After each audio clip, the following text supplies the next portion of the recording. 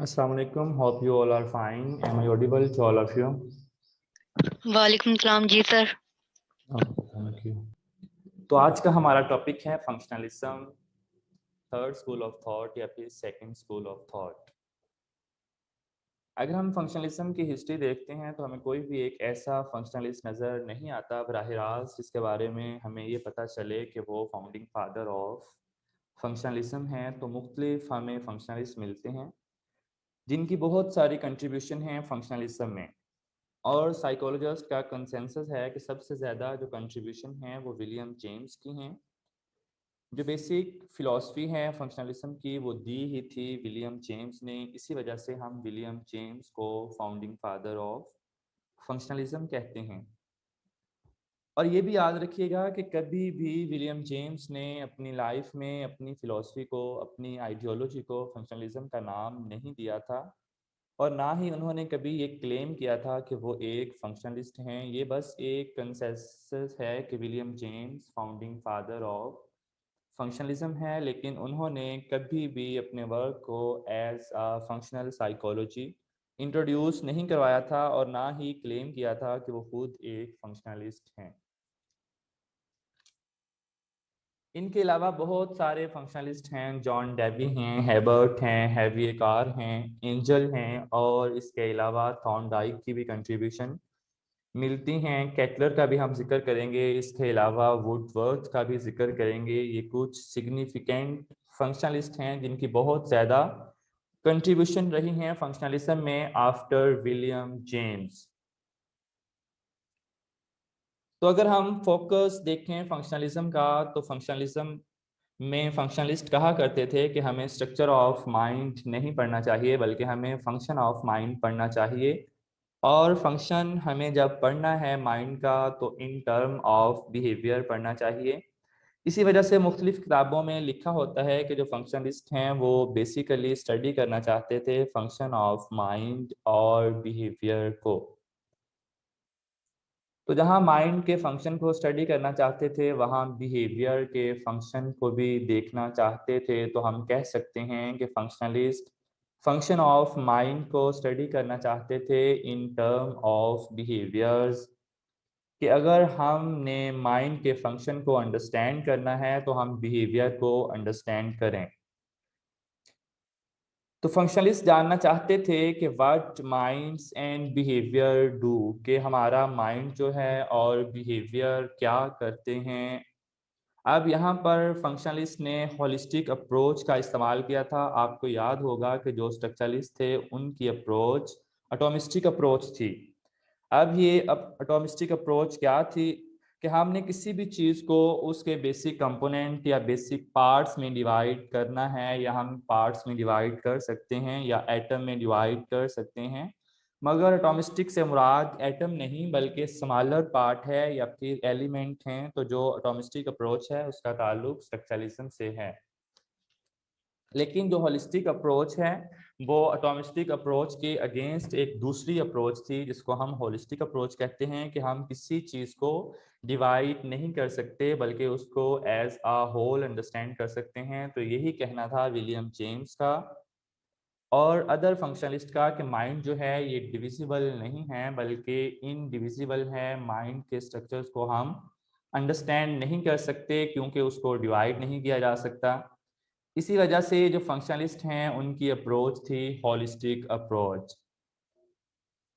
तो functionalist understand करना चाहते थे फंक्शन ऑफ माइंड को, और मैंने आपको बताया है कि लिखा हुआ आता है कि फंक्शन ऑफ माइंड और बिहेवियर को अंडरस्टैंड करना चाहते थे या स्टडी करना चाहते थे।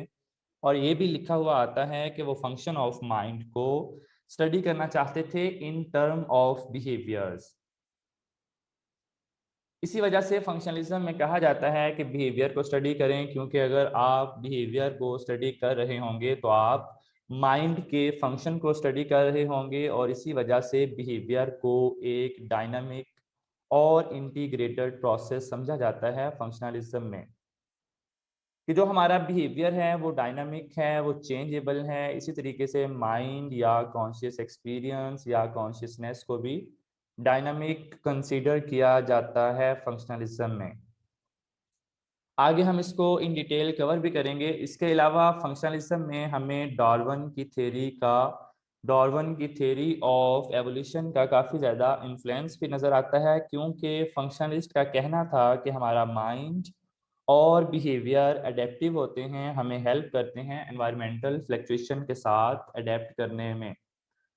तो अगर आपसे पूछा जाता है कि फंक्शनलिस्ट के मुताबिक हमारा माइंड और बिहेवियर जो है वो कांस्टेंट होता है या फिर अडेप्टिव होता है या फिर अनचेंजेबल होता है, तो याद रखिएगा वो अडेप्टिव होता है। आगे करेक्टरिस्टिक ऑफ फंक्शनलिज्म है, ये खिलाफ थे डिवाइड ऑफ माइंड के, डिविजिबल माइंड को नहीं समझते थे। ये कहते थे कि माइंड डिवाइड नहीं हो सकता, स्ट्रक्चरलिस्ट गलत हैं। सेकंड नंबर पर है कि हमें माइंड के स्ट्रक्चर को नहीं बल्कि माइंड के फंक्शन को स्टडी करना चाहिए या अंडरस्टैंड करना चाहिए, और यहीं से हमें पता चलता है कि फंक्शनलिस्ट जो हैं वो इज फार ऑफ माइंड को स्टडी करना चाहते थे, ना कि इज ऑफ द माइंड को। जब हम इज ऑफ द माइंड की बात करते हैं तो इसका मतलब होता है स्ट्रक्चर ऑफ माइंड, और अगर हम is far of the mind की बात करते हैं तो मतलब माइंड किस लिए है, इसका फंक्शन क्या है, इसका मतलब ये है। तो एमसीक्यूज में पूछा जा सकता है कि वो कौन सा स्कूल ऑफ थॉट है which wanted to study is far of the mind. तो is far of the mind का ताल्लुक फंक्शनलिज्म से है और इज ऑफ द माइंड का ताल्लुक स्ट्रक्चरलिज्म से है। थर्ड नंबर पर है फंक्शनलिस्ट साइकोलॉजी को एक प्रैक्टिकल साइंस बनाना चाहते थे, और ये साइकोलॉजी को एक प्योर साइंस नहीं समझते थे जो स्ट्रक्चरलिस्ट हैं। मैंने आपको बताया कि वो प्योर नॉलेज जनरेट करते थे, वहाँ पर सिर्फ बेसिक रिसर्च होती थी, अप्लाइड रिसर्च नहीं होती थी। लेकिन जो फंक्शनलिस्ट थे वो चाहते थे कि हम बाकायदा तौर पर साइकोलॉजी को एक प्रैक्टिकल साइंस बनाएं, और साइकोलॉजी एक प्योर साइंस नहीं है, और उन्होंने बहुत ज़्यादा कोशिश भी की थी। उनकी जो रिसर्च फाइंडिंग को अप्लाई किया गया था पर्सनल लाइफ को इम्प्रूव करने के लिए, ख़ास तौर पर हैबिट फॉर्मेशन में और एजुकेशन में उनकी रिसर्च फाइंडिंग का इस्तेमाल हुआ था, और इंडस्ट्री वगैरह में भी उनकी रिसर्च फाइंडिंग का इस्तेमाल हुआ था। तो अगर आपसे पूछा जाए कि वो कौन सा स्कूल ऑफ थॉट है जिससे आगे चलकर अप्लाइड साइकोलॉजी इमर्ज हुई थी, तो वो था फंक्शनलिज्म। क्योंकि फंक्शनलिस्ट का मानना था कि साइकोलॉजी एक प्रैक्टिकल साइंस है, ना कि प्योर साइंस। फोर्थ नंबर पर है कि फंक्शनलिस्ट का कहना था कि हमें साइकोलॉजी में जो रिसर्च है उसको ब्रॉडन करना चाहिए, और रिसर्च सिर्फ कॉन्शियस एक्सपीरियंस या अडल्ट कॉन्शियस एक्सपीरियंस तक ही महदूद नहीं रहनी चाहिए, बल्कि हमें बच्चों पर भी रिसर्च करनी चाहिए, एबनॉर्मल ह्यूमन बिहेवियर पर भी रिसर्च करनी चाहिए, और एनिमल पर भी रिसर्च करनी चाहिए। अगर हम रिसर्च मेथड की बात करें तो इंट्रोस्पेक्शन को विलियम जेम्स ने इंडोर्स किया था, लेकिन उसके साथ विलियम जेम्स का कहना था कि हमें दूसरे मेथड का भी इस्तेमाल करना चाहिए। आगे हम इलेक्ट्रिसिज्म के बारे में पढ़ेंगे, इलेक्ट्रिक अप्रोच के बारे में पढ़ेंगे, जहां पर विलियम जेम्स ने कहा था कि ऑल्दो हमें साइकोलॉजी में साइंटिफिक डिटर्मिनिज्म का इस्तेमाल करना चाहिए, लेकिन हर एक चीज़ को हम साइंसी तरीकाकार का इस्तेमाल करके अंडरस्टैंड नहीं कर सकते, जिस वजह से हमें दूसरे मेथड का भी इस्तेमाल करना पड़ता है, और इस वजह से हम फिलोसॉफिकल मेथड्स या फिलोसॉफिकल अप्रोच का भी इस्तेमाल करें, और हम इन अप्रोचेस का साइंटिफिक मेथड्स के अलावा दूसरी अप्रोचेस का भी इस्तेमाल कर सकते हैं। क्योंकि विलियम जेम्स ने इंट्रोस्पेक्शन के साथ साथ फिलोसॉफिकल अप्रोच का इस्तेमाल करने का भी कहा था, तो जो रिसर्च मेथोडोलॉजीज हैं फंक्शनलिज्म में उसको इलेक्ट्रिक मेथोडोलॉजीज के नाम से भी जानते हैं। इलेक्ट्रिक मतलब हमें एक से ज़्यादा रिसर्च मेथड का इस्तेमाल करना चाहिए साइकोलॉजी में, और according to William James introspection के अलावा हमें फिलोसॉफिकल अप्रोच का भी इस्तेमाल करना चाहिए। नेक्स्ट फिफ्थ नंबर पर है हमारे पास कि functionalist interest in the why of mental processes and behaviour led directly to a concern with motivation. क्योंकि फंक्शनलिस्ट जो हैं वो why of a mental processes या why of a conscious experience और माइंड और बिहेवियर पर फोकस करते थे, जिसकी वजह से आगे चलकर मोटिवेशन पर काम हुआ। खास तौर पर जब हम वुडवर्थ का जिक्र करेंगे फंक्शनलिज्म में, तो हम SOR थ्योरी का जिक्र करेंगे, स्टिमुलस ऑर्गेनिज्म रिस्पॉन्स थ्योरी का जिक्र आएगा, जिसको प्रेजेंट करके वुडवर्थ ने रिजेक्ट कर दी थी। SOR थ्योरी, स्टिमुलस के बाद रिस्पॉन्स आता है, लेकिन वो कहते थे कि स्टिमुलस के बाद रिस्पॉन्स नहीं, ऑर्गेनिज्म होता है, कुछ फैक्टर्स होते हैं जिनकी वजह से रिस्पॉन्स इफेक्ट होता है। तो बेसिकली मोटिवेशन का जिक्र आया था। इसके बाद 6 नंबर पर है, the functionalist accepted both mental processes and behavior as legitimate subject matter for psychology। Structuralist कहते थे कि हमें सिर्फ एक ही सब्जेक्ट मैटर ऑफ साइकोलॉजी को स्टडी करना चाहिए। स्ट्रक्चरलिस्ट कहते थे, ये बात हमने स्ट्रक्चरलिज्म में पढ़ी थी, कि हमें सिर्फ एक ही सब्जेक्ट मैटर ऑफ साइकोलॉजी को स्टडी करना चाहिए, या फिर एक ही सब्जेक्ट मैटर ऑफ साइकोलॉजी है जो कि स्टडी ऑफ माइंड है या फिर स्टडी ऑफ कॉन्शियस एक्सपीरियंस है। लेकिन फंक्शनलिस्ट कहते थे कि कॉन्शियस एक्सपीरियंस या मेंटल प्रोसेसेस के अलावा बिहेवियर भी है, और हमें कॉन्शियस एक्सपीरियंस या मेंटल प्रोसेसेस और बिहेवियर दोनों ही को स्टडी करना चाहिए, और दोनों ही सब्जेक्ट मैटर ऑफ साइकोलॉजी हैं। इसके अलावा उनका मानना था कि इंट्रोस्पेक्शन एक वैलिड रिसर्च मेथड है, और हमें रिसर्च टूल्स या रिसर्च मेथड का इस्तेमाल करना चाहिए। 7 नंबर पर है कि जो फंक्शनलिस्ट थे उन्होंने कहा था कि हमें इडियोग्राफिक अप्रोच का इस्तेमाल करना चाहिए, ना कि नॉमोथेटिक अप्रोच का। अब स्ट्रक्चरलिस्ट चाहते थे कि हमें उन लॉज का पता चल जाए जिनकी वजह से मेंटल एलिमेंट आपस में कंबाइन होते हैं, और आफ्टर देयर कम्बिनेशन हमारे पास कम्प्लेक्स मेंटल एलिमेंट्स बनते हैं। बेसिकली वो जनरल प्रिंसिपल को आइडेंटिफाई करना चाहते थे, या जनरल कंक्लूजन को ड्रा करना चाहते थे, जिनको वो इस्तेमाल करना चाहते थे दूसरे ह्यूमन बीइंग्स को अंडरस्टैंड करने के लिए। और जब हम ऐसा करें कि कुछ जनरल प्रिंसिपल बना लें या फिर कुछ जनरल कंक्लूजन निकाल लें जिनकी बुनियाद पर दूसरे ह्यूमन बीइंग्स को अंडरस्टैंड करने की कोशिश करें, तो इस मेथड को स्ट्रक्चरलिस्ट ने नॉर्मोथेटिक मेथड्स का या नॉर्मोथेटिक अप्रोच का नाम दिया था। और इस अप्रोच का ताल्लुक स्ट्रक्चरलिज्म से है या फिर वॉलंटरिज्म से भी है। इसके अगेंस्ट फंक्शनलिस्ट का कहना था कि हमें नॉर्मोथेटिक अप्रोच की जगह इडियोग्राफिक अप्रोच का इस्तेमाल करना चाहिए, या फिर इडियोग्राफिक अप्रोच का इस्तेमाल होना चाहिए। अब ये इडियोग्राफिक अप्रोच क्या होती है? हर एक, उन्होंने फंक्शनलिस्ट ने कहा था कि हर एक इंडिविजुअल जो है वो डिफरेंट होता है, वो यूनिक होता है। इस वजह से जो उनके एक्सपीरियंस होते हैं वो भी डिफरेंट होते हैं एक दूसरे से, और इसी वजह से हमें ह्यूमन बीइंग को इंडिविजुअली अंडरस्टैंड करना चाहिए। ये देखना चाहिए कि वो कौन सी चीज़ें हैं जो उसको फंक्शनल बनाती हैं, उसकी ज़िंदगी को बेहतर बनाती हैं, खुशगवार बनाती हैं, ना कि हमें कुछ लोगों पर रिसर्च करके कुछ जनरल प्रिंसिपल या जनरल कंक्लूजन ड्रा करने चाहिए जिनको आप एक स्टैंडर्ड के तौर पर या एक नॉर्म्स के तौर पर इस्तेमाल करें बाकी तमाम ह्यूमन बीइंग्स को अंडरस्टैंड करने के लिए। तो याद रखिएगा, इडियोग्राफिक अप्रोच का ताल्लुक फंक्शनलिज्म से है। आगे जाकर ह्यूमनिस्टिक साइकोलॉजी में भी इडियोग्राफिक अप्रोच का इस्तेमाल हुआ था, और ह्यूमनिस्टिक्स ने भी इडियोग्राफिक अप्रोच पर जोर दिया था। तो इडियोग्राफिक अप्रोच का ताल्लुक ह्यूमनिस्टिक साइकोलॉजी से भी है। 8 नंबर पर है, ऑल फंक्शनलिस्ट वर डायरेक्टली और indirectly influenced by William James. जितने भी फंक्शनलिस्ट थे वो डायरेक्टली या इनडायरेक्टली विलियम जेम्स से इन्फ्लुएंस थे।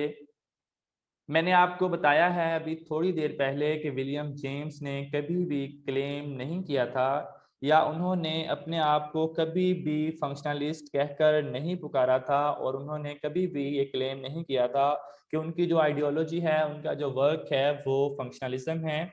ये बस कंसेंसस है कि विलियम जेम्स जो हैं वो फाउंडिंग फादर ऑफ फंक्शनलिज्म हैं।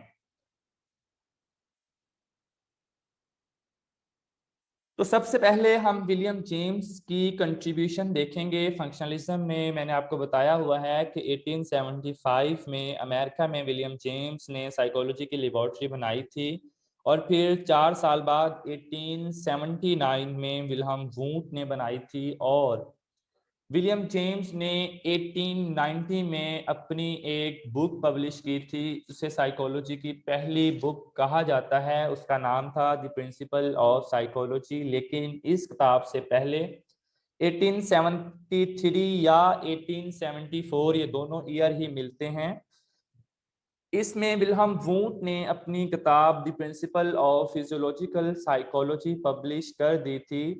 और जो कंफ्यूजन है वो भी मैंने क्लियर करवा दी थी कि विल्हम वूंट की किताब को एक्सपेरिमेंटल साइकोलॉजी की पहली किताब समझा जाता है, ना कि साइकोलॉजी की पहली किताब। अगर आपसे पूछा जाता है कि साइकोलॉजी की पहली किताब कब और किसने लिखी थी, तो याद रखिएगा साइकोलॉजी की पहली किताब विलियम जेम्स ने 1890 में पब्लिश की थी और इसका नाम था द प्रिंसिपल ऑफ साइकोलॉजी। अब विलियम जेम्स ने हमें सब्जेक्ट मैटर ऑफ साइकोलॉजी के बारे में बताया था। उनका कहना था psychology is a science of mental life, both of its phenomena and it's condition. कि साइकोलॉजी एक साइंस ऑफ मेंटल लाइफ है और हमें जो मेंटल लाइफ है उसको बतौर फिनोमिना और उसकी कंडीशन दोनों को स्टडी करना चाहिए या दोनों को ही अंडरस्टैंड करना चाहिए। यहाँ पर फिनोमिना का मतलब है इमीडिएट एक्सपीरियंस, जो कि मैंने बताया था कि वॉलंटरिज्म, स्ट्रक्चरलिज्म और फंक्शनलिज्म तीनों में ही इमीडिएट एक्सपीरियंस की मौजूदगी होती है। और कंडीशन का मतलब इम्पोर्टेंस ऑफ द बॉडी है, खास तौर पर ब्रेन का क्या इन्फ्लुएंस है हमारी मेंटल लाइफ पर। मतलब जो साइंस ऑफ मेंटल लाइफ की बात आ रही है तो हमने इमीडिएट एक्सपीरियंस को और इन्फ्लुएंस ऑफ ब्रेन या रोल ऑफ ब्रेन को ऑन इन और मेंटल लाइफ स्टडी करना है।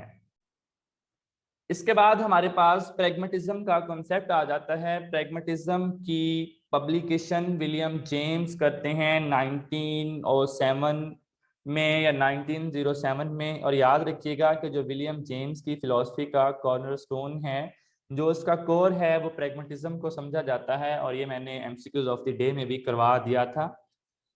और जो विलियम जेम्स की राइटिंग है उनके अंदर बार बार आपको प्रैग्मेटिज्म का जिक्र मिलता है, प्रैग्मेटिज्म का वर्ड मिलता है। तो अगर आपसे पूछा जाता है कि वो कौन सा कंसेप्ट है जो सबसे ज्यादा विलियम जेम्स की फिलॉसफी के अंदर रिपीट होता हुआ आपको नजर आता है, तो वो प्रैग्मेटिज्म है।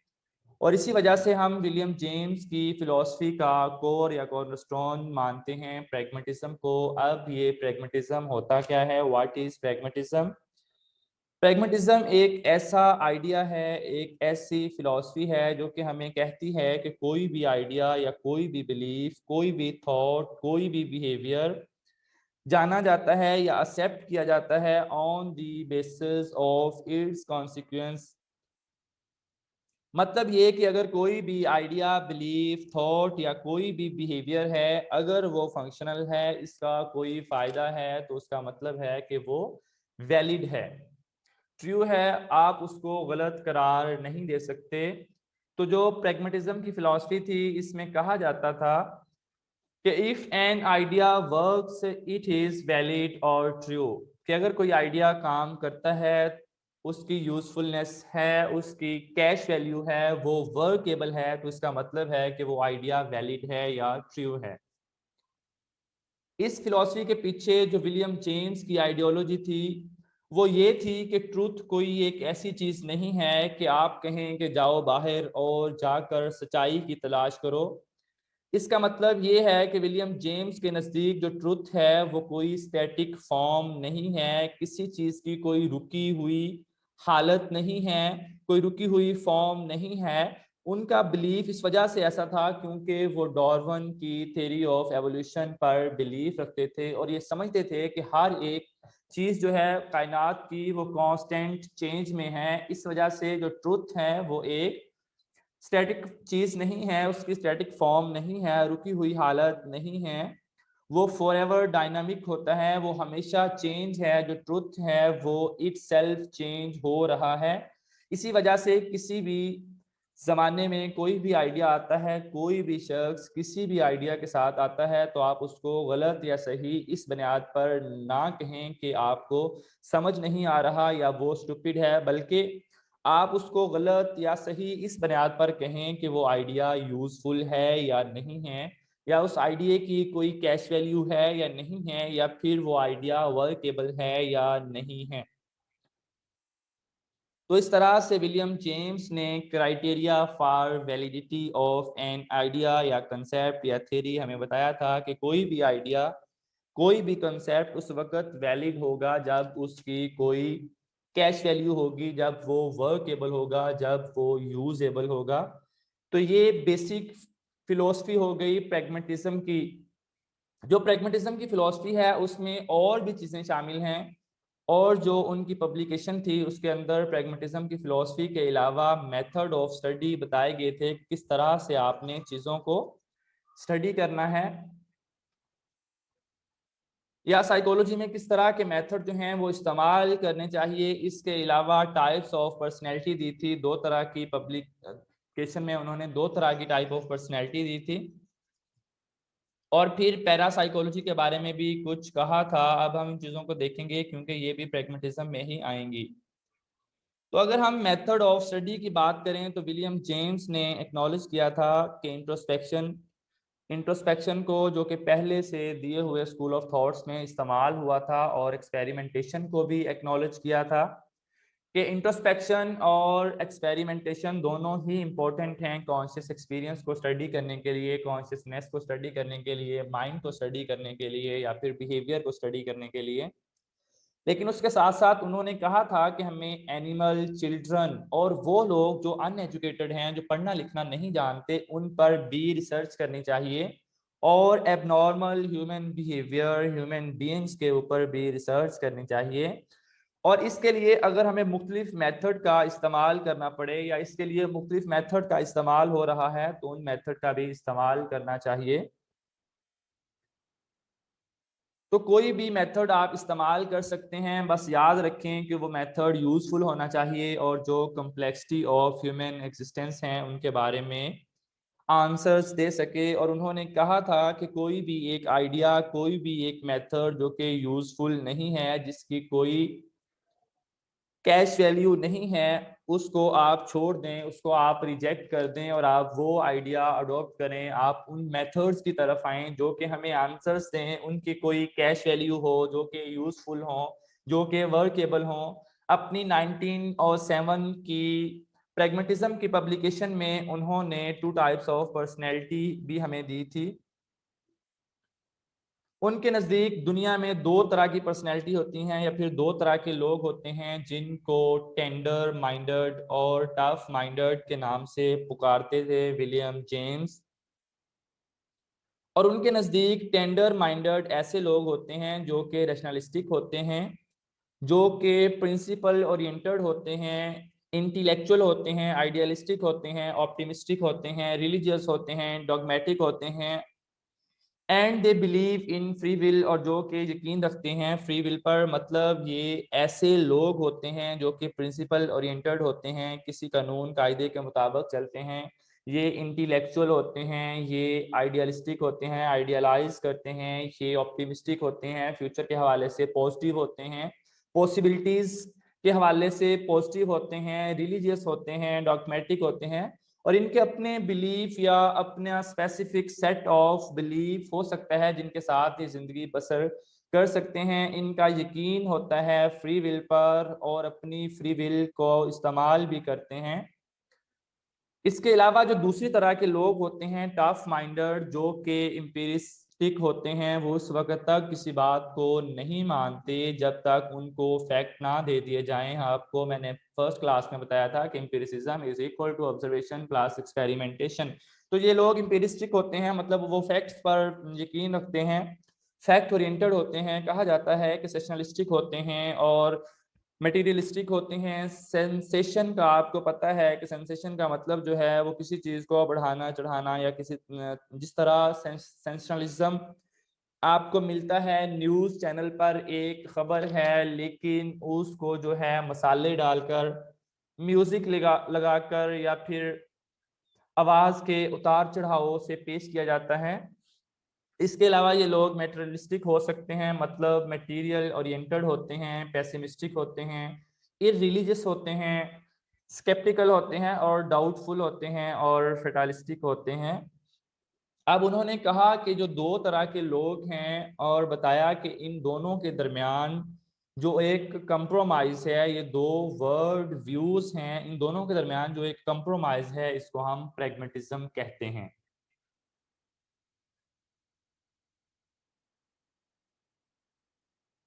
तो वो अफराद जो कि दोनों के दरमियान एक कंप्रोमाइज कर सकें, बैलेंस कायम कर सकें, तो इसका मतलब ये है कि वो सही जिंदगी गुजार रहे हैं।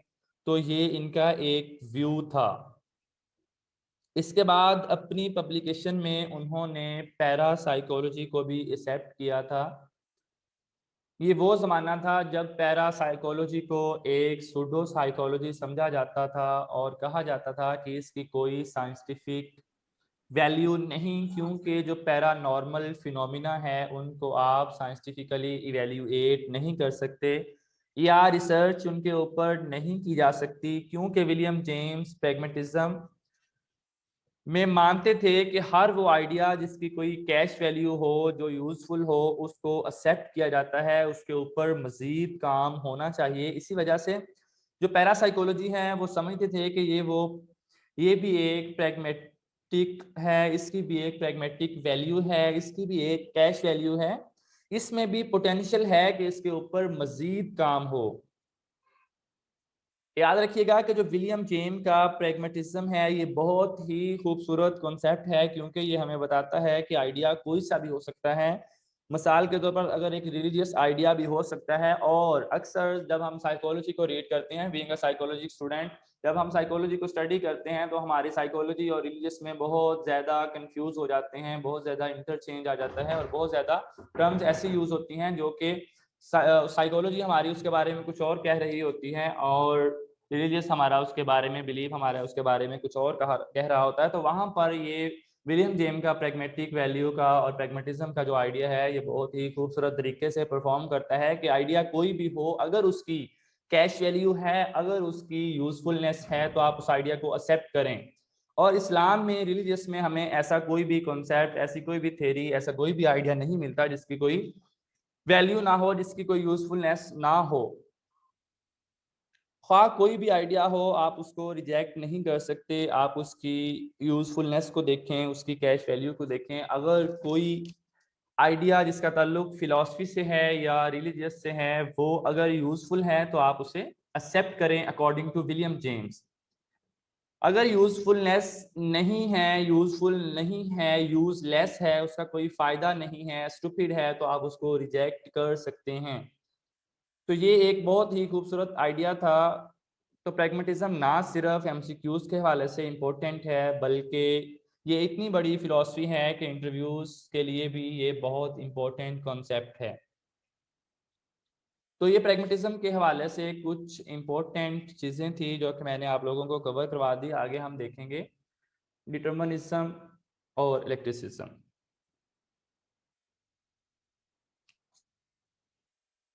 डिटर्मिनिज्म एक ऐसी थ्योरी है या एक ऐसा नजरिया है जो कि हमें कहता है कि हर एक चीज जो रूनमा होती है उसके पीछे एक प्रीवियस कॉज होता है। कोई भी चीज जो आपके सामने रूनमा हुई है उसके पीछे एक प्रीवियस कॉज है और उस कॉज की वजह से वो रूनमा हुई है। और अगर आप उस चीज के बारे में जानना चाहते हैं तो आप उसकी कॉज को जान लें, तो आप उस चीज को जान लेंगे कि वो चीज जो है वो क्यों अकर हुई है, उसकी कॉज के जानने से। तो विलियम जेम्स कहा करते थे कि अगर आपने ह्यूमन माइंड को साइंटिफिकली स्टडी करना है तो आपने डिटर्मिनिज्म का सहारा लेना है, मतलब डिटर्मिनिज्म का इस्तेमाल करना है। मतलब जो आप फंक्शन ऑफ माइंड देख रहे हैं इन टर्म ऑफ बिहेवियर, उसके पीछे जो इसका कॉज है उसको भी आप तलाश करने की कोशिश करें।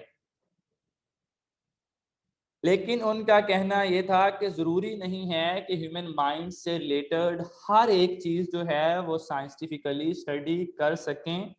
तो हमें जहाँ पर कुछ फिलोसफिकल मेथड्स का भी इस्तेमाल करना चाहिए साइंटिफिक मेथड के साथ, या फिर साइंटिफिक मेथड की जगह पर हमें फिलोसफिकल मेथड का भी इस्तेमाल कर लेना चाहिए। तो ये डिटर्मिनिज्म के हक में भी थे कि स्टडी ऑफ माइंड या साइंटिफिक स्टडी ऑफ कॉन्शियसनेस या कॉन्शियस एक्सपीरियंस के लिए डिटर्मिनिज्म का इस्तेमाल करना चाहिए और साइंटिफिक मेथड का इस्तेमाल करना चाहिए। लेकिन उन्होंने साथ साथ हमें ये भी बताया कि बहुत सारी ऐसी चीज़ें हैं हमारे माइंड से रिलेटेड जिन पर साइंटिफिक मेथड का इस्तेमाल नहीं किया जा सकता या जिन्हें साइंटिफिक डिटर्मिनिज्म से मेजर नहीं किया जा सकता।